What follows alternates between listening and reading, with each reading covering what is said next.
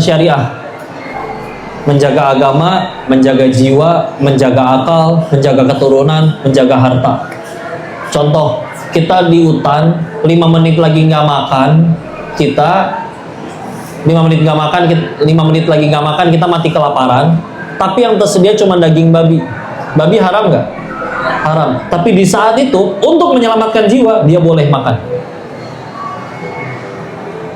Loh, berarti syariat nggak ini dong, nggak konsisten. Bukan nggak konsisten, syariat ditegakkan untuk menjaga 5 hal tadi. Ini jiwa terancam nih, boleh berarti bagi dia. Tentu tetap haram bagi yang lain, yang ada pilihan makanan lain. Jadi selagi dia makan hanya untuk menjaga dirinya tetap hidup, tidak berlebihan, itu masih tidak menjadi dosa bagi dia. Ya, lihat. Sekrusial itu kan berarti makan. Dan sekarang gara-gara puasa kita makan lama-lama jadi ya udah ada, karena ada syukur, nggak apa-apa. Dan yang penting sehat makan. Ya. Maka nanti lama-lama hal-hal yang kalau yang penting aja kita sanggup nahan, maka apalagi nanti yang hal-hal nggak penting. Contoh, tetangga ganti mobil baru, dia nggak akan ngambek. Kita yang capek kerja, teman yang naik jabatan, ya udah, kan kita ngelakuinnya untuk Allah, bukan untuk si bos. Ya. Jadi lama-lama udah tenang. Dan ketika akhirnya kita bisa jadi orang yang makin kayak begitu, lebih mudah dong bahagia. Karena kan ekspektasi kebahagiaannya menurun. Tadinya harus rendang dan daging ini dan sekarang yang ada aja, yang penting saya sehat. Ya. Jadi lebih mudah bahagia. Sehingga akhirnya kita berani menyimpulkan bahwa oh ternyata bahagia itu bukan karena punya segala-galanya, tapi melepas segala-galanya.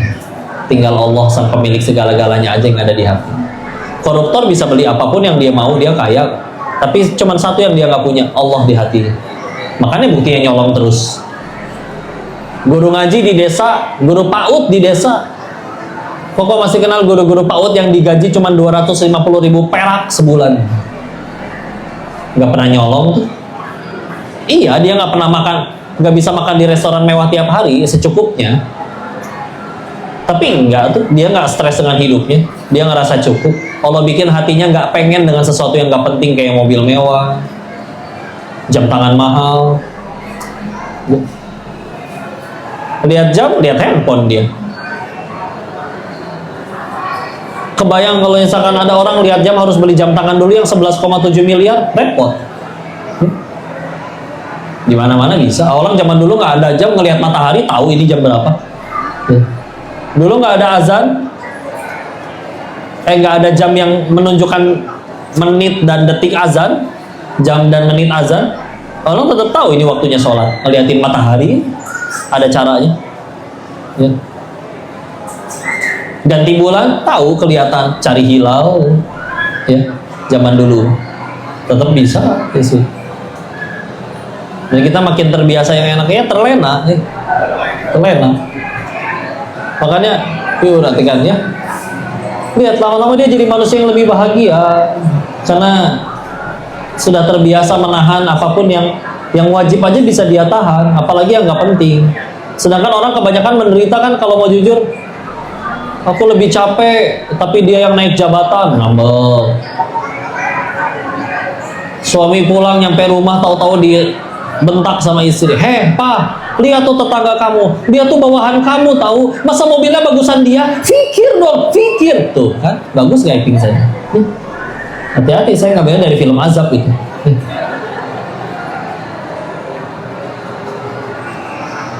Tetangga yang ganti mobil, tetangga yang naik jabatan, kitanya malah naik pensi. Capek. Ya.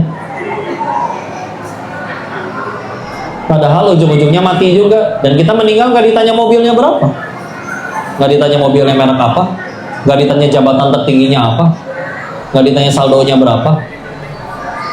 Iya, silakan. Bukan berarti nggak boleh punya. Bukan berarti abis dengar kajian ini teh semuanya besok resign, nggak ada yang kerja, semuanya jagain masjid. Nggak harus gitu juga. Jaga masjidnya mah terpuji, tapi silakan yang pengen tetap kerja. Apalagi kalau kalian punya ilmu yang orang lain nggak punya. Contoh, misalkan di sini ada ahli teknologi bisa bikin pesawat, bikin pesawat. Gara-gara pesawat orang bisa umroh loh. Di sini ada jago dokter bedah. Ibarat motor bisa ganti karburator. Ini orang ginjalnya rusak bisa diganti pakai ginjal orang. Itu perlu ilmunya tuh. Nggak asal black aja. Dan dia bisa, orang lain nggak bisa. Silakan terus jadi dokter. Ya. Cuman kan nanti berubah, yang tadinya ngejar dunia, sekarang dunia cuma jadi efek samping. Dia punya skill, orangnya juga lillahi ta'ala, ya jujur, ya amanah, ya orang senang urusan sama dia. Tahu-tahu orang pengen jadi pelanggan dia. Jualan ya. Anaknya Imam Syafi'i itu jualan kain. Ketika ada yang pengen beli, dilarang sama dia. Loh kenapa? Maaf ini kain saya ini cacat, saya takut malah mengecewakan. Coba saya lihat cacatnya di mana? Nih, dibuka dikasih lihat ini cacatnya belah sini tuh bolong sobek. Oh nggak apa-apa, saya perlunya kecil kok. Nanti ini kan saya gunting lagi. Serius nggak apa-apa. Kalau gitu izinin saya potong harganya, nggak sesuai harga yang awal. Karena kan cacat. Ini nggak apa-apa harga full juga. Nggak, saya nggak mau. Udah sesuai harganya. Ini saya diskon karena cacat. Seneng nggak sama pedagang yang kayak begitu? Seneng. Kok pernah dulu beli ayam di pasar. Dulu zaman waktu masih ayam sekilo 38.000. Biasa ada langganan, terus akhirnya kita nyobain pindah ke toko ayam, ke tukang ayam sebelahnya. Begitu nyampe rumah, Teh Yunda tuh istri pas lagi ngebersihin, ya ternyata bau nggak enak. Orang nyebutnya mungkin ayam tiren kali ya. Tuh, pokoknya nggak seger lagi, baunya nggak enak. Besok-besok sampai detik ini kami nggak pernah balik lagi ke tukang ayam yang itu. Punten ya. Berapa keuntungan yang dia dapat dari bohongin orang itu ayamnya dibilang segar padahal nggak segar. Harganya aja cuma 38.000. Berarti keuntungannya nggak mungkin lebih gede dari 38 dong, belum modalnya. Paling berapa keuntungannya coba? Mungkin cuma nambah keuntung 3.000, 5.000 perak. Tapi cuma demi 5.000 perak satu orang atau satu keluarga. Belum lagi kalau ini saya cerita misalkan ke orang-orang misalkan pelanggan yang kecewa cerita ke 100 orang lain. Hanya demi 5.000 rela kehilangan pelanggan segitu banyak. Gak worth it. Ya. Gak worth it. Kecuali setiap kali nipu teh dapatnya 14 T gitu. Nah, enggak ya. Ya Allah. Makanya kadang nggak pernah lihat orang yang dari nipu tuh maju. Kalaupun uangnya tetap banyak, mudah bagi Allah dibikin ada masalah, ya stres. Ya. Itu lempeng, bismillah lurus, Allah jaga, Allah tenangkan hati. Nggak, coba yuk dari hal sederhana seperti ini tadi, yuk dari kita nahan lapar, iya itulah prosesnya kita jadi bahagia. Ya. Karena kalau enggak, ya nanti orang pertama pengen kaya dulu nih. Perhatikan siklusnya. Setelah kaya biasanya pengen viral, pengen populer. Ya. Karena dia udah punya duit, dia bisa bayar orang buat bikinin lagu, ya, editin videonya, bikinin dia film. Karena dia yang punya duit, jadi dia bisa pesan jadi peran utamanya, padahal aktingnya juga nggak bagus-bagus amat. Ya. Nanti lama-lama akhirnya udah dikenal orang, entah karena prestasi atau sensasi, pasti lama-lama naik. Akhirnya dia pengen kekuasaan, tahu-tahu masuk politik politik. Gitu ya, terus nggak ada puas. Ya. Sedangkan yang nentuin nanti dapat atau enggaknya juga Allah. Jadi itulah kaitannya antara yuk puasa dengan kebahagiaan. Ya, kita bisa berhak untuk bahagia, tapi kadang itu dia. Nafsu kita yang ngalangin kita untuk bahagia. Sedangkan nafsu nggak pernah kenyang. Nafsumu berkata pengen gunung emas sebanyak satu gunung. Setelah kamu dapat emas sebanyak satu gunung, kamu bakal pengen punya gunung emas kedua. Itu nafsu. Ya, itu nafsu. Harus ditiadakan? Enggak, tapi dikawal, ya. Dikendalikan. Karena kalau enggak, nanti apapun lama-lama tidak nikmat. Ya, lama-lama tidak nikmat. Dan ketika akhirnya kita terbiasa dengan yang haram, yang halal tidak akan jadi nikmat lagi. Nggak ada habis, nggak ada habis. Ya. Maka dari situ, ya bismillah. Mudah-mudahan jadi hikmah di mana kita bisa tetap pengen semangat jalani syariat Allah. Lihat, itu baru satu hal tentang puasa. Yang tadinya mungkin kita mikir gimana ceritanya nahan lapar bisa bahagia, tapi ternyata tadi nyambung. Maka berarti kalau Allah nyuruh yang lain lagi juga pasti itu jadi kebaikan buat kitanya. Meskipun kadang kita akalnya belum nyampe, nggak apa-apa, lakuin dulu aja. Karena kabar baiknya yang kita turuti, kita taati perintahnya yaitu Allah, dia nggak pernah salah. Kita nurutin orang masih bisa kita digocek, kalau orang masih bisa salah. Tapi nurutin Allah kapan salahnya? Betul terus. Ya. Kebaikan untuk kita ya. Dan Koko pengen ngasih tahu hadis ini untuk kau lagi pengen banyak nyebarin hadis ini ya. Karena mumpung di bulan Ramadan. Karena kalau Ramadan itu kita gampang buat bangun sebelum subuh karena harus makan sahur ya. Kenapa kok emang kalau bangun sahur? Nah, ternyata ada ada hadis Nabi yang Rasulullah SAW bersabda yang maknanya seperti ini.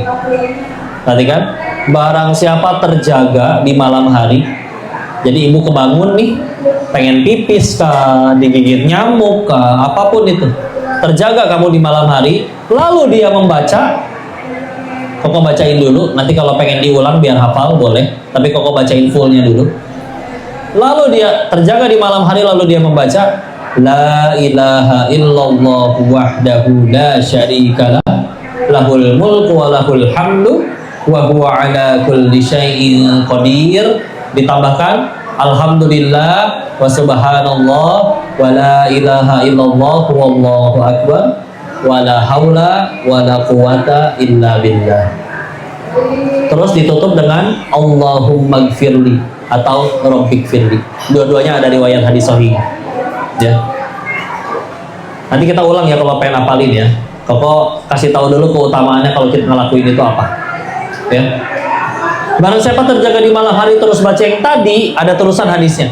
Lalu dia berdoa, kata Nabi, Allah kabulkan doanya. Makanya ini sayang banget, jangan cuma bangun sahur, makan doang, tidur lagi. Sempetin baca tadi terus doa. Allah udah janji loh lewat lisan Nabi.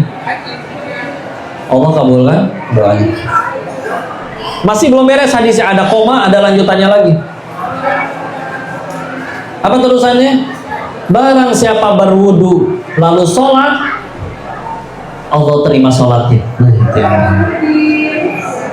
Kenapa ini penting? Karena punten ya, kita ke manusia, kita berbuat 1000 kebaikan bisa dilupain hanya karena satu kali salah.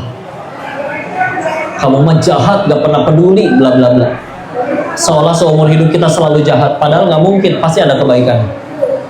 Kalau Allah kebalikannya, kita berbuat 1000 kesalahan, ada satu aja kebaikan yang Allah ridho, Allah terima. Allah punya kuasa untuk ngampunin 1000 salah lainnya. Ya, itu ke Allah. Nah masalahnya, untuk supaya tadi Allah ampuni 1000 salahnya, lihat perhatikan, harus amalannya diterima. Nah ibadah tuh ada dua, ada yang sah, ada yang diterima. Sekedar sah gampang, syarat rukun terpenuhi. Bapak habis main bola masih bau ketek, baju keringetan, sholat tuh lupa rakaat, sah sekedar sah. Syarat rukun terpenuhi, menghadap kiblat, menutup aurat, sah.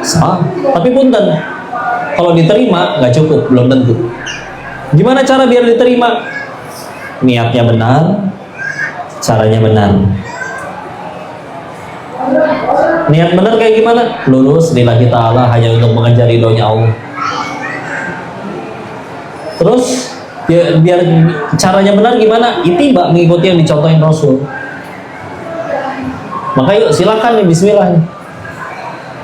Bangun sahur, baca doa tadi, silakan sambil nunggu masakan beres, atau misalkan beres makan dulu baru sempetin sholat. Karena kita azan subuhnya lagi agak mundur nih, jadi bisa lebih ada spare waktu buat sholat. Ya.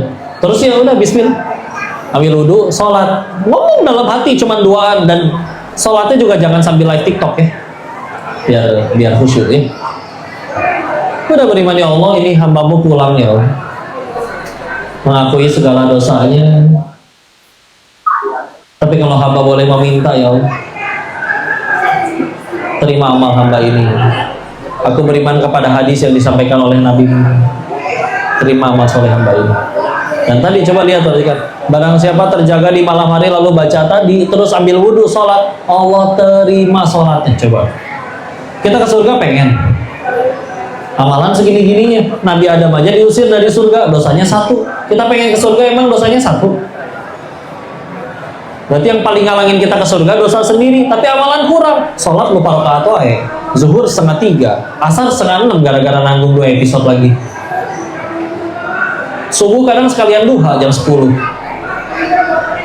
Berarti kan kurang. Tahu-tahu ditolong, ada orang, ada terjadi hal-hal yang ya tadi kayak tadi nggak sesuai kepengen kita. Ya, istilah. Karena itu pasti tadi lebih mudah terjangkau kebahagiaan itu. Ya. Maka yuk, harus berapa kali kita patah hati atau kecewa baru kita sadar bahwa bahagia itu adanya pada apa yang Allah suka, bukan pada apa yang kita suka. Pelan-pelan, nggak apa-apa. Mulai jaga ibadahnya, mulai tambah dekat, tambah takwa sama Allah gitu. Ya. Tapi harus mulai berproses, berubah. Tadi kita mulai doa, la ilaha illallah wahdahu la syarikalah, lahul mulku wa lahul hamdu wa huwa ala kulli syai'in qadir. Alhamdulillah wa subhanallah wa la ilaha illallah wallahu akbar wa la haula wa la quwata illa billah. Allahumma gfirli. Salat, ya Allah terima. Bismillah. So, tiba-tiba coba ya, misalnya tiba-tiba ada suara dari langit, "Hei Dennis, kamu mau ke surga?" "Iya ya Allah." Kalau ditanya balik, "Apa memang amalanmu yang buat ngerasa kamu pantas ke surga?" Kan kita bingung mau jawabnya apa.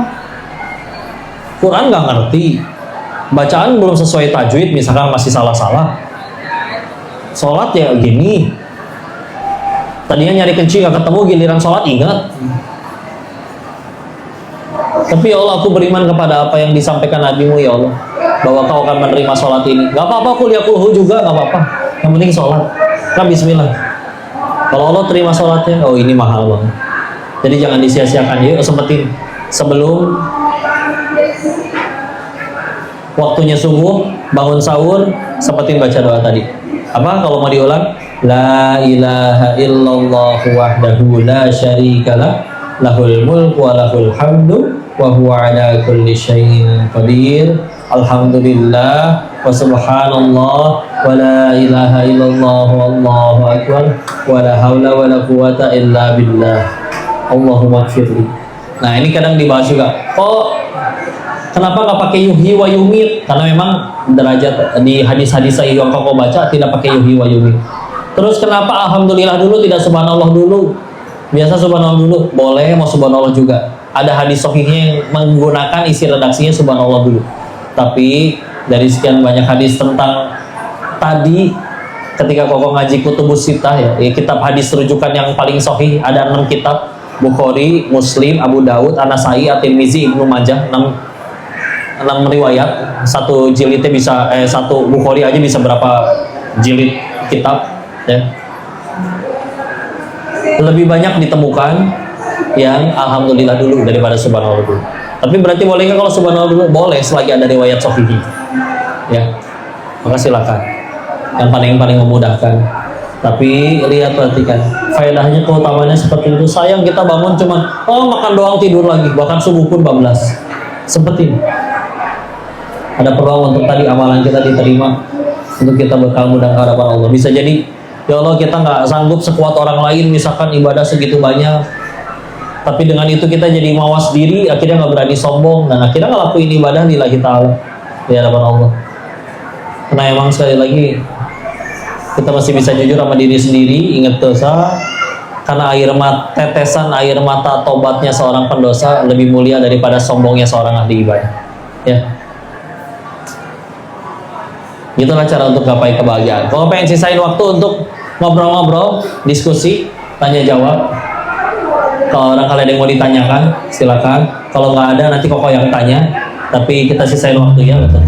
Saya kembalikan dulu kepada Ustazah MC kita. Tafadhol, silakan. Masya Allah, terima kasih banyak Bu Dennis untuk tausiahnya yang sangat menyentuh hati ya teman-teman. Dan sekarang kita akan masuk ke sesi tanya jawab. Saya persilahkan untuk teman-teman untuk tunjuk tangan jika ada yang mau bertanya. Nah, kita batasi untuk pertanyaan hari ini hanya 3 penanya saja, oke? Nah, sebelumnya saya ingatin lagi nih, Ramadan. Aduh, udah lupa? Ramadan bahagia. Oke.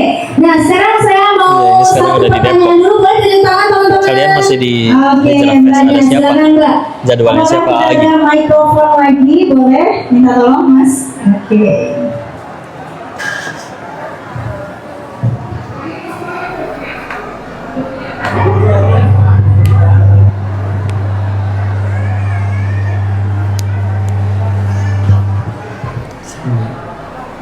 Silakan. Nggak nyala. Atau di WA aja deh. Ya ke MC ya. Masa ke saya? Halo? Bisa nggak untuk mikrofonnya? Nggak bisa, pakai ini aja ya. Om, mikrofonnya mati Om. Oh nih dipinjemin yang lain.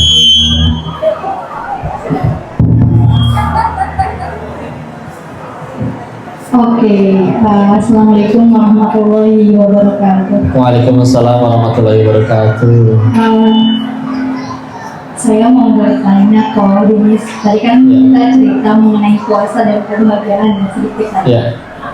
Saya mau bertanya sedikit masih beririsan sih dengan kebahagiaan itu sendiri lah. Oke. Jadi gini kok, saya itu Innalillahi ya astagfirullah. oke, jadi Jantung saya.